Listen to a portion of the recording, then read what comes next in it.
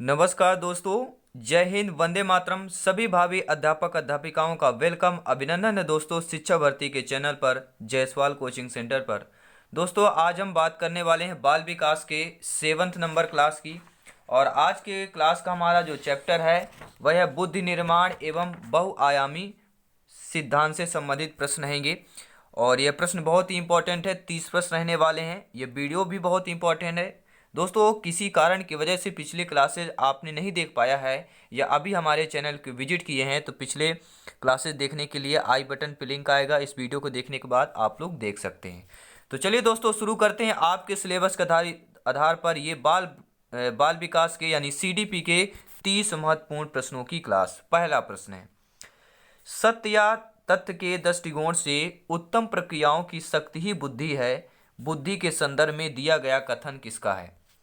सत्य या तथ्य के दृष्टिकोण से ही उत्तम प्रक्रियाओं की शक्ति ही बुद्धि है। बुद्धि के संदर्भ में दिया गया कथन किसका है? पिंटर का है, वुडवर्थ का है, थांडाइक का है, काल्विन का है। तो यह कथन किसका है? बुद्धि से संबंधित। यह आपके थांडाइक का कथन है कि सत्य तथा तथ्य के दृष्टिकोण से उत्तम प्रक्रियाओं की शक्ति ही बुद्धि है। थांडाइक का कथन है। दूसरा प्रश्न क्या दिया गया, आइए देख लेते हैं। बुद्धि के संदर्भ में निम्नलिखित में से कौन सा कथन सत्य होगा, आप लोगों को बताना है।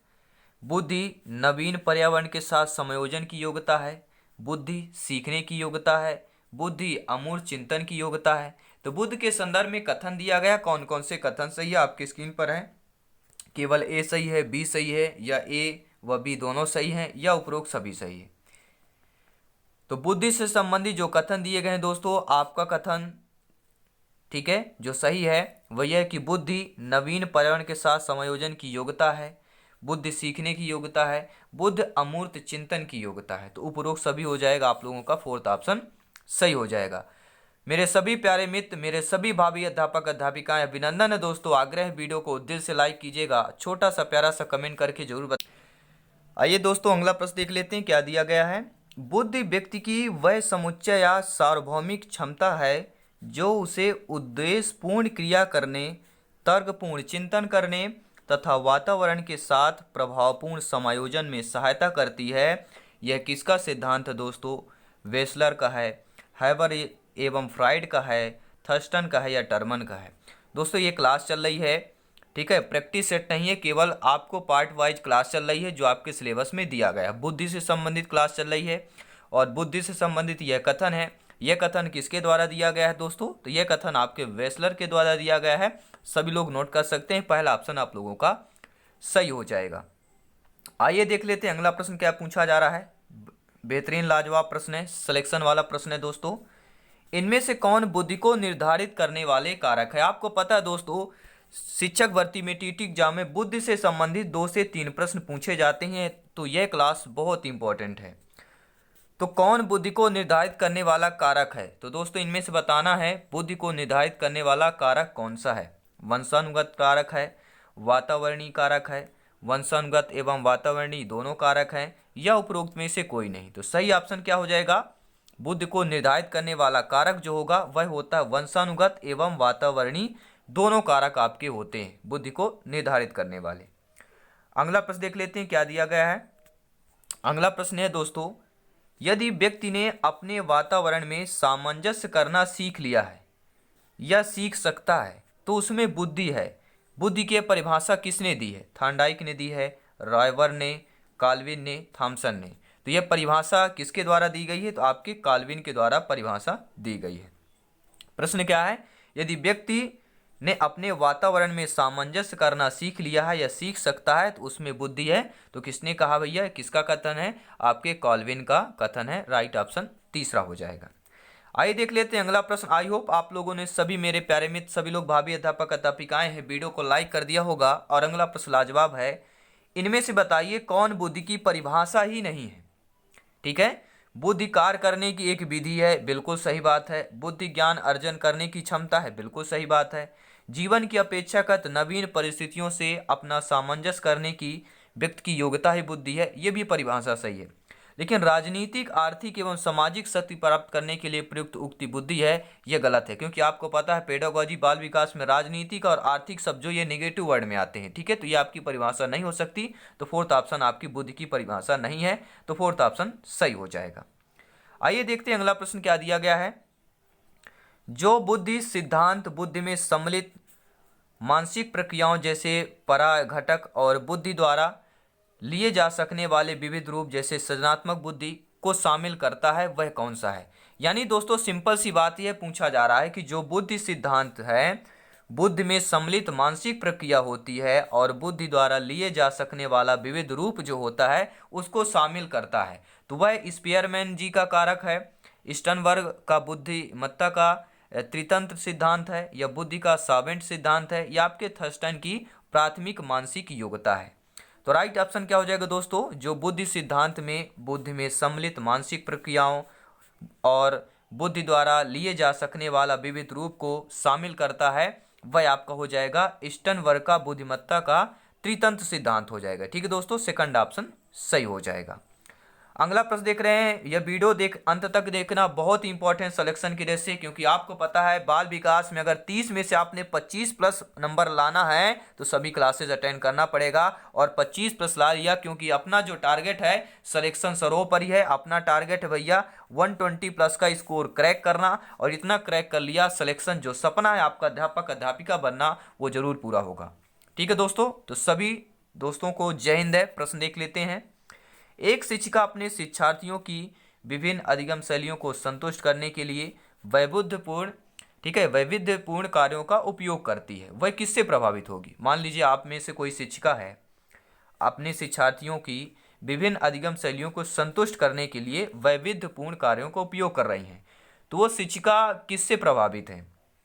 पियाजे के संज्ञानात्मक विकास के सिद्धांत से प्रभावित हैं, कोहलबर्ग के नैतिक विकास के सिद्धांत से, गार्डनर के बहुबुद्ध सिद्धांत से, या वाइगोस्की के सामाजिक सांस्कृतिक सिद्धांत से। तो जब विद्यार्थियों या शिक्षार्थियों के विभिन्न अधिगम शैलियों को संतुष्ट करना हो तो वह वैविध्यपूर्ण जो कार्य का उपयोग करती है शिक्षिका, वह दोस्तों गार्डनर के बहुबुद्ध सिद्धांत से प्रभावित होगी। तीसरा ऑप्शन सही हो जाएगा। हर प्रश्न इंपॉर्टेंट है, हर प्रश्न आपके सिलेबस के आधार पर है। अगला प्रश्न देख लेते हैं। बुद्धि एक कारक सिद्धांत निम्नलिखित में से किसने दिया। देखिए यहां से मैं ऐसी चीज आपको बताने वाला हूं, आपका 1 नंबर कंफर्म हो जाएगा। बुद्धि से संबंधित ये प्रश्न आता ही आता है। तो बुद्धि का एक कारक सिद्धांत किसने दिया, तो सभी लोग जानते हैं किसने दिया भैया, किसने दिया, प्रोफेसर बिने ने बुद्धि का एक कारक का सिद्धांत दिया था। द्विकारक किसने दिया, तो आपके स्पीयरमैन ने द्विकारक दिया था। ये सभी लोग नोट कर लेंगे, ठीक है। स्पीयरमैन ने द्विकारक का सिद्धांत दिया था। अब बात आती है बहुकारक सिद्धांत की। तो बहुकारक के सिद्धांत किसने दिया था, तो आपके थॉर्नडाइक हो गए। प्रतिदर्श सिद्धांत थॉमसन हो गए। समूह कारक सिद्धांत भी थर्स्टन हो गए। अब पदानुक्रमिक सिद्धांत जिसे त्रिआयामी बोलते हैं तो जेपी गिलफोर्ड हो गए। तरल ठोस बुद्धि का सिद्धांत आरवी कैटले हो गए। बहुबुद्ध का सिद्धांत हावर्ड गार्डनर हो गए। ठीक है, तो बहुबुद्ध किसने हैं, तो गार्डनर आपके बहुबुद्ध सिद्धांत के हैं, और एक कारक के आपके प्रोफेसर बिने हो जाएंगे। अगला प्रश्न देख लेते हैं, सभी महत्वपूर्ण प्रश्न है। तार्किक गणितीय बुद्धि से संबंधित है। जो तार्किक गणितीय बुद्धि से संबंधित द्विकारक सिद्धांत है, समूह कारक सिद्धांत है, पदानुक्रमिक सिद्धांत है, या आपका बहुबुद्ध सिद्धांत है। तो तार्किक गणितीय बुद्धि से संबंधित जो सिद्धांत है वह आपका बहुबुद्ध सिद्धांत हो जाएगा। दोस्तों क्या हो जाएगा, बहुबुद्धि सिद्धांत हो जाएगा, जिसके प्रतिपादक हावर्ड गार्डनर हैं। अगला प्रश्न देख लेते हैं। हर प्रश्न इंपॉर्टेंट है मेरे सभी प्यारे मित्र। अगला प्रश्न देख लेते हैं, निम्नलिखित में से किस प्रकार की बुद्धि का प्रयोग अंतरिक्ष यात्रा के दौरान होता है। यानी कि जो अंतरिक्ष यात्रा पर जाते हैं तो उनमें किस प्रकार की बुद्धि का प्रयोग होता है अंतरिक्ष यात्रा के दौरान। स्थानिक बुद्धि का, भाषाई बुद्धि का, शारीरिक गतिक बुद्धि का, या संगीतिक बुद्धि का।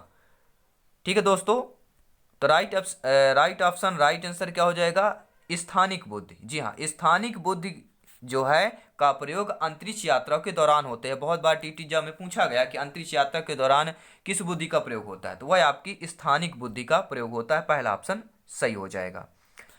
अगला प्रश्न देख लेते हैं दोस्तों, प्रत्येक बुद्धि एक दूसरे से भिन्न होती है, यह कथन इनमें से किसका है।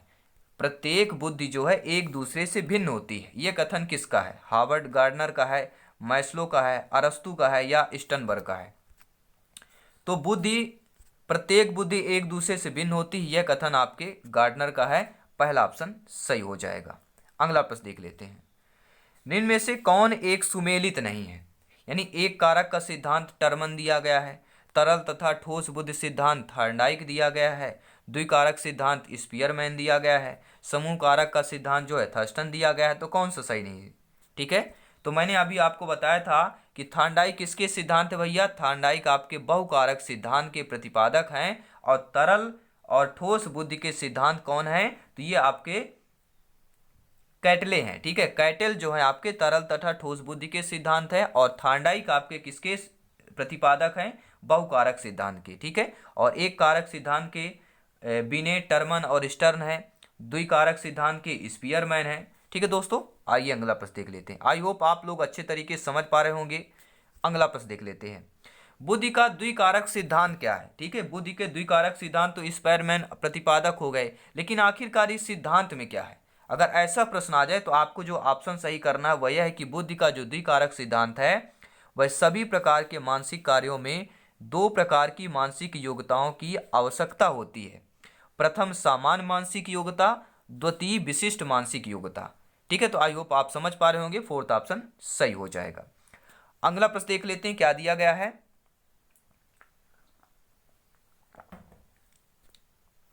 बुद्धि के बहुकारक सिद्धांत के मुख्य समर्थक थॉर्नडाइक थे। निम्नलिखित में से कौन सा कथन इस सिद्धांत के अनुरूप है? सभी लोग जानते हैं कि जो बुद्धि के बहुकारक का सिद्धांत है इसके जो मुख्य समर्थक आपके थॉर्नडाइक माने जाते हैं। ठीक है, तो निम्नलिखित में से कौन सा जो कथन है इस सिद्धांत के अनुरूप दिया हुआ है? बुद्धि कई तत्वों का समूह होती है और प्रत्येक तत्व में कोई सूक्ष्म योग्यता निहित होती है। कुछ मानसिक क्रियाओं में एक प्रमुख तत्व समान रूप से विद्यमान होता है, जो उन क्रियाओं में कई ग्रुप में होते हैं और उनमें अपना एक प्रमुख तत्व भी होता है। व्यक्ति का बौद्धिक व्यवहार अनेक स्वतंत्र योग्यताएं पर निर्भर करता है, किंतु इन स्वतंत्र योग्यताओं का क्षेत्र सीमित होता है।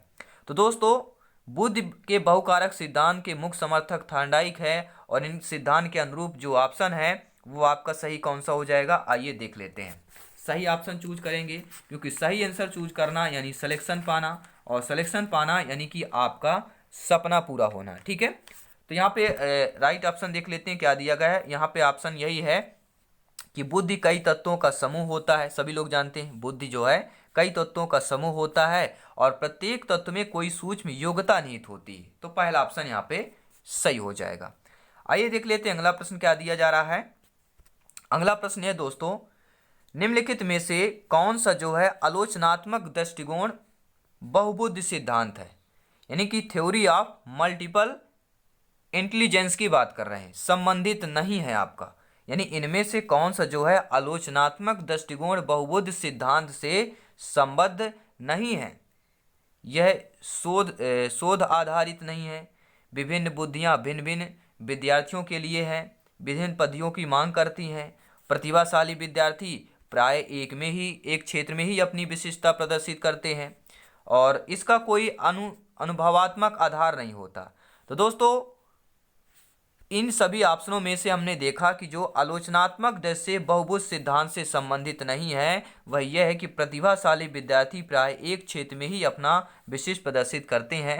यह आपका तीसरा ऑप्शन नहीं होगा, यह संबंधित नहीं है। तो तीसरा ऑप्शन सही हो जाएगा, क्योंकि प्रश्न आलोचनात्मक दृष्टिकोण से संबंधित है। ठीक है, आलोचनात्मक दृष्टिकोण बहुबुद्धि सिद्धांत का संबंध जो नहीं है वह प्रतिभाशाली विद्यार्थियों से नहीं है। अगला प्रश्न देख लेते हैं क्या पूछा जा रहा है। बहुबुद्धि सिद्धांत निम्नलिखित में से नेतार देता। देखिए, बहुत सारे दोस्त मेरे समझते हो कि सर ये क्या पढ़ा रहे हैं, कहाँ से प्रश्न पढ़ा रहे हैं। भैया, सिलेक्शन पाना है तो हमें एक एक चीज पढ़ना है, हमें एक एक टॉपिक नहीं छोड़ना। लेकिन जो हमारे सिलेबस में दिया गया है तो बुद्धि से संबंधित प्रश्न आते हैं, तो इन्हें सभी प्रश्न करना पड़ेगा, क्योंकि यहाँ से सीटेट, यूपीटेट, रीट एग्जाम में भर भर के प्रश्न आते हैं। तो आपके एग्जाम में भी यहीं से प्रश्न आएंगे। ठीक है, ध्यानपूर्वक प्रश्नों को पढ़िए। ठीक है दोस्तों, आइए प्रश्न को ध्यानपूर्वक पढ़ते हैं। बहुबुद्धि सिद्धांत निम्नलिखित में से नेतार देता है सिवाय संवेगात्मक बुद्धि या बुद्धिलब्ध से संबंधित नहीं है। बुद्धि प्रक्रमण संक्रियाओं का एक विशिष्ट समुच्चय है जिसका उपयोग एक व्यक्ति द्वारा समस्या समाधान के लिए किया जाता है। विषयों को विभिन्न तरीके से प्रस्तुत किया जा सकता है, विभिन्न तरीकों से सीखने का आकलन किया जा सकता है। तो दोस्तों प्रश्न जो है कि बहुबुद्ध सिद्धांत निम्नलिखित में से नेतार्थ देता है सिवाय किसके। यानी देखिए, संवेगात्मक बुद्धि बुद्धिलब्ध से संबंधित नहीं है, यह निहितार्थ देता है। विषयों को विभिन्न तरीकों से प्रस्तुत किया जा सकता है, यह निहितार्थ देता है। लेकिन जो बुद्धि प्रकरण संक्रियाओं का एक विशिष्ट समुच्चय है जिसका उपयोग एक व्यक्ति द्वारा समस्या समाधान के लिए किया जाता है, यह निहितार्थ इसके नहीं देता है। तो दूसरे ऑप्शन के सिवाय सभी निहितार्थ हैं। ठीक है दोस्तों, अगला प्रश्न देख लेते हैं। अगला प्रश्न यह है कि आजकल बुद्धि परीक्षण का उपयोग शिक्षा जगत में हो रहा है। आप लोग सभी लोग जानते हैं क्योंकि आप लोग ज्ञानी हैं, सर्वज्ञ हैं, शिक्षक हैं, और शिक्षक जो होते हैं राष्ट्र निर्माण में सबसे बड़ा योगदान होता है। तो आप सभी शिक्षकों को नमन है। दोस्तों प्रश्न है कि आजकल बुद्धि परीक्षण का उपयोग शिक्षा जगत में हो रहा है। बुद्धि परीक्षण का निम्नलिखित में से कौन सा उपयोग बालक के विकास के दृष्टिकोण से सही नहीं है। यानी ऑप्शन दिया गया है कि जो बालक के विकास के दृष्टिकोण से सही ऑप्शन नहीं है वह ऑप्शन बताना है। तो शैक्षिक मार्गदर्शन होगा, यह आपका बुद्धि परीक्षण के परिणाम के आधार पर अधिक बुद्धि वाले बालकों पर अन्य बालकों की तुलना में अधिक ध्यान देना, या अच्छी अधिगम प्रणाली के प्रयोग के लिए बुद्धि परीक्षण करना, या बुद्धि परीक्षण के आधार पर छात्रों का वर्गीकरण करना। तो राइट ऑप्शन क्या हो जाएगा। तो दोस्तों बालक के विकास के दृष्टिकोण से जो आपका कथन सही नहीं है वह यह है कि बुद्धि परीक्षण के परिणाम के आधार पर अधिक बुद्धि वाले बालकों पर अन्य बालकों की तुलना में अधिक ध्यान देना। तो अधिक जो शब्द है, अधिक बच्चों में ध्यान देना, ये कतई क्या है, ये आपका बाल विकास के दृष्टिकोण से सही नहीं है। क्योंकि हमें हर बालक को समान रूप से देखना है। शिक्षक होने के नाते, शिक्षिका होने के नाते हमारे बालक चाहे बुद्धि वाले हों, चाहे समान हो, चाहे मूक प्रवृत्ति के हों, सभी समान हैं। ठीक है दोस्तों, तो दूसरा ऑप्शन जो है बाल विकास के दृष्टिकोण से सही नहीं होगा। अगला प्रश्न देख लेते हैं क्या दिया गया है। 20 वर्षीय बच्चा बुद्धिलब्ध परीक्षण में 120 अंक प्राप्त करता है, उसकी मानसिक आयु वर्ष में होगी। ठीक है, तो बुद्धिलब्धांक आपका दिया हुआ कि 120 प्राप्त करता है। 120 बराबर IQ बराबर क्या होता है सूत्र सभी लोग जानते हैं, मानसिक आयु, ठीक है, बटे आपकी वास्तविक आयु होती है। तो मानसिक आयु यहाँ पे 20 वर्षीय बच्चा की बुद्धिलब्ध दिया गया है। ठीक, उसकी मानसिक आयु हमें निकालना है। तो मानसिक आयु MA लिख लेते हैं और उसकी आयु 20 दी है, मल्टीप्लाई 100 कर लेंगे। अब यहाँ से MA आपको 0 से 0 कट जाएगा। ठीक है, अब MA निकालेंगे यानी कि 10 हमारा यहाँ पे आ जाएगा।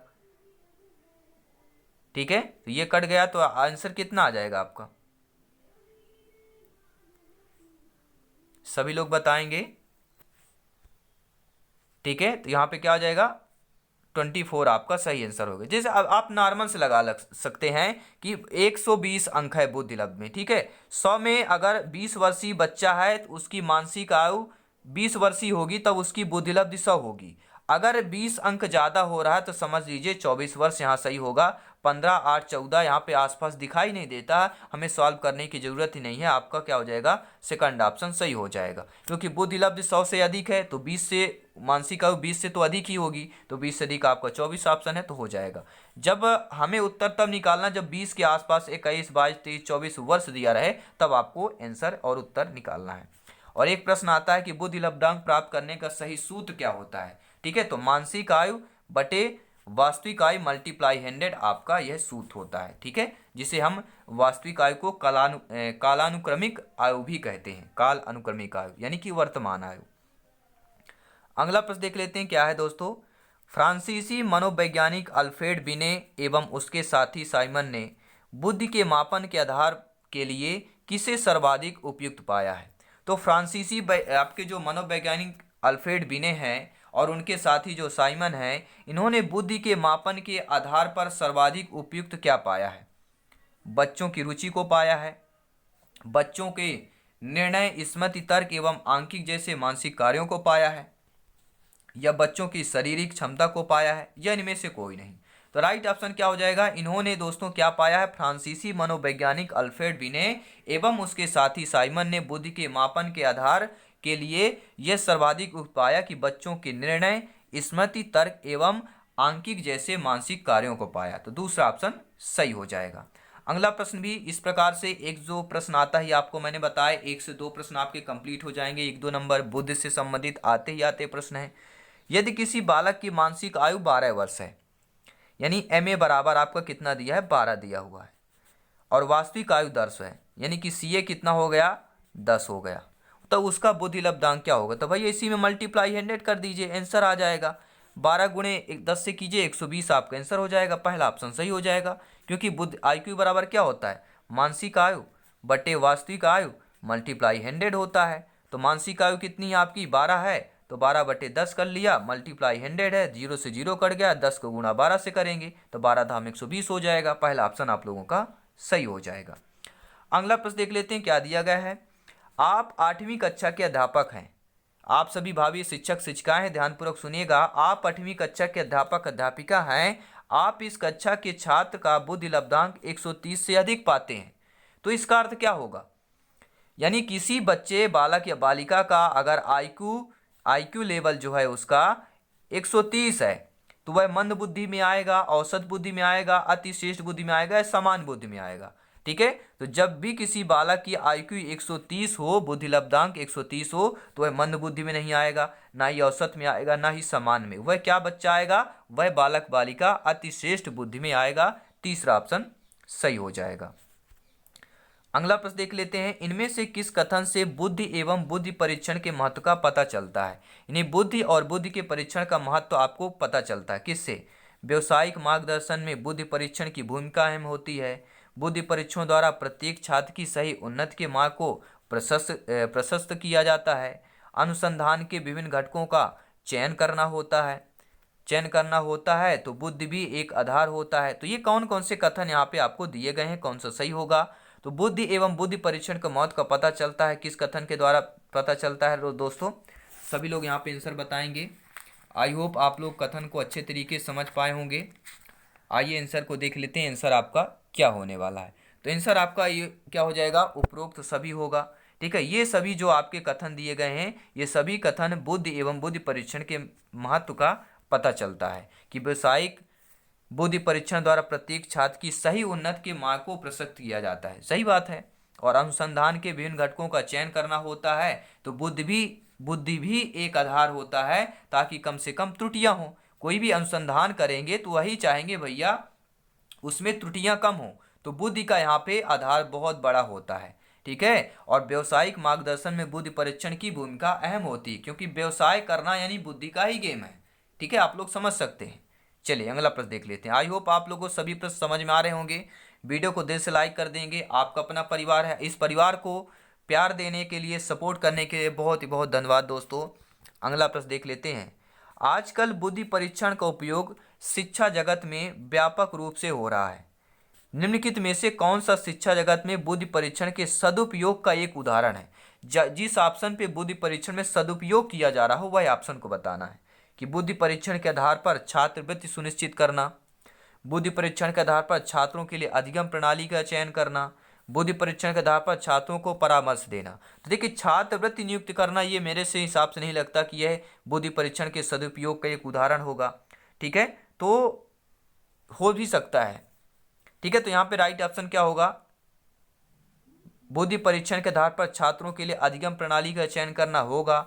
बुद्धि परीक्षण के आधार पर छात्रों को परामर्श भी देना, ये आपको होगा। ठीक है, तो आपका क्या हो जाएगा, बुद्धि परीक्षण के आधार पर छात्रवृत्ति सुनिश्चित करना, ये मेरे को नहीं लगता। तो सही ऑप्शन बी और सी में आ जाएगा, यानी तीसरा ऑप्शन आप लोगों का सही हो जाएगा। अगला प्रश्न देख लेते हैं क्या दिया गया है। प्रश्न है दोस्तों कि एक अच्छे शिक्षक के रूप में व्यक्ति को बुद्धि परीक्षण के परिणाम जानने के बाद निम्नलिखित में से किस व्यवहार से बचना चाहिए। क्योंकि आप सभी लोग भावी अध्यापक अध्यापिकाएं बनने जा रहे हैं, इस प्रश्न को जानना बहुत जरूरी है। एक अच्छे शिक्षक के रूप में व्यक्ति को बुद्धि परीक्षण के परिणाम जानने के बाद इनमें से किस व्यवहार से आप बचेंगे। परिणाम के आधार पर सुधार के लिए परामर्श देना, परिणाम के आधार पर कम बुद्धि वाले बच्चों का चयन कर उन्हें कठिन कार्य करने से रोकना। ठीक है, या बुद्धि परीक्षण का उपयोग अनुसंधान में बच्चों का व्यापक सहयोग लेने के लिए करना। या शिक्षक को बुद्धि परीक्षण के परिणाम के आधार पर कोई भी कार्य नहीं करना चाहिए। विगत वर्षों में पूछे गए प्रश्न। तो कौन सा ऑप्शन सही हो जाएगा? एक अच्छे शिक्षक के रूप में दोस्तों व्यक्ति परीक्षण के परिणाम जानने के बाद, यानी आप व्यक्ति के जो बुद्धि परीक्षण उसको जानते हैं, उसके बाद आप किस व्यवहार से बचेंगे? आपको इस व्यवहार से बचना है, किस व्यवहार से बचना है, यही तो हम पूछ रहे हैं। तो राइट ऑप्शन यही है दोस्तों कि परिणाम के आधार पर कम बुद्धि वाले बच्चों का चयन कर उन्हें कठिन कार्य से रोकना, ये दोस्तों जो है क्या है, इससे आपको बचना चाहिए। अगला प्रश्न देख लेते हैं। एक शिक्षिका अपने शिक्षार्थियों को विभिन्न अधिगम शैलियों को संतुष्ट करने के लिए वैविध्यपूर्ण कार्यों का उपयोग करती है, वह किससे प्रभावित होगी? जीन पियाजे जी के संज्ञानात्मक विकास से, कोहलबर्ग के नैतिक विकास से, गार्डनर के बहुबुद्ध सिद्धांत से। ठीक है, तो ये प्रश्न हो चुका है, रिपीट हुआ है, यह प्रश्न आपके सीटेट में आया हुआ प्रश्न है। तो गार्डनर के बहुबुद्ध सिद्धांत हो जाए, यानी आप लोगों का तीसरा ऑप्शन सही हो जाएगा। अगला प्रश्न देख लेते हैं, यह भी सीटेट 2000 प्रश्न में आया है 2012 में, कि बुद्धि लब्धांश सामान्यतः रूप से शैक्षणिक निष्पादन से संबंधित होते हैं। ठीक है, तो बुद्धि लब्धांश सामान्यतः मध्यम रूप से होते हैं, कम से कम रूप से होते हैं, पूर्ण रूप से होते हैं या उच्च रूप से होते हैं।